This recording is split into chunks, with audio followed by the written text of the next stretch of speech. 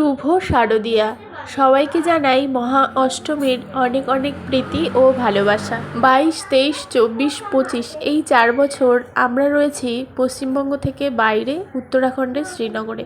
আর এই 4 বছরই আমরা দুর্গোৎসব থেকে অনেকটা দূরে। এখানে দুর্গাপূজা মানে উৎসব নয়, দুর্গাপূজা মানেই নিষ্ঠার সঙ্গে 9 দিন 9 রাত্রি ব্রত উদযাপন করা। তারপরে অষ্টমীর দিন আবার কেউ কেউ নবমীর দিন কন্যা পূজন করে থাকে। তো আজকে মহা অষ্টমীর দিনে আমি আমার এক বন্ধুর বাড়িতেই এসেছি কন্যা পূজনে। তো এখানে 9 জন কন্যার পুজো করা হয়। প্রথমেই তার পা ধুয়ে দেওয়া হয়, তারপরে তাকে আরতি করা হয়, ধান দুব্বা দেওয়া হয়, মাথায় আবার মাতা রানীর মতো চুন্নি দেওয়া হয়। মানে এই 9 জন কন্যাকেই মাতা রূপে পুজো করা হয়। তারপর মায়ের সামনে যেমন ভোগ নিবেদন করা হয়, ঠিক তেমনি এই 9 জন কন্যাকেও একদম খুশি মনে খাওয়ানো হয়।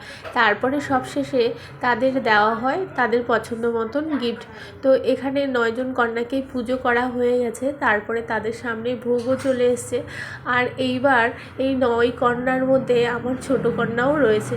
গত বছর দুর্গাপূজার সময় ও ছিল মাত্র 1 মাসের, সেই জন্য কন্যা পুজোতে ও অংশগ্রহণ করতে পারেনি। আর এই বছরই প্রথমবার ও এই কন্যা পুজোতে এসেছে। আর খুব মনোযোগের সঙ্গে কি হচ্ছে সামনে সব কিছু দেখছে, আর মনে হচ্ছে ভীষণ খুশিও হচ্ছে। খুব ইচ্ছে ছিল এই বছরটা বাড়িতে পুজো কাটাবো, কিন্তু সেটা আর সম্ভব হলো না। পুজোর আগেই আমরা একদম ফিরে এসেছি। আর সেই কটা দিনই ওখানে মনে হচ্ছিল পুজো পুজো একটা আমেজ তৈরি হয়ে গিয়েছিল, চারপাশে প্যান্ডেল তৈরি হয়ে গেছিল, আকাশে বাতাসে মায়ের আগমন বার্তাও ছড়িয়ে পড়েছিল। কিন্তু এখানে আসার পরে আবার সেই সব কিছুই বুদবুদের মতো মিলিয়ে গেল। কিন্তু এই অষ্টমীর দিনে বিশেষ করে কন্যাদের ভীষণ ডিমান্ড থাকে এখানে। সবাই কন্যা পুজোর জন্যই 9 জন করে কন্যা খুঁজতে থাকে।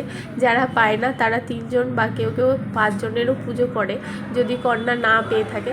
তো এখানে কন্যাদের ভোজন হয়ে গেছে, তারপরে তাদের গিফট এখানে সাজিয়ে রেখেছে। তো আমরা বাঙালি যেহেতু আমরা দুর্গা পুজোটাকে সবসময় উৎসব হিসাবে উদযাপন করি, কিন্তু এই কয়েক বছর দুর্গাপূজাটা একদম অন্যরকমভাবে কাটছে। এখানে রামলীলা গ্রাউন্ডে আবার পুরো নবরাত্রি জুড়ে হয় রামকথা, আর দশেরাতে হয় রাবণ দহন। তো সবশেষে বলবো সবার পুজো ভালো কাটুক, সব কিছু শুভ হোক।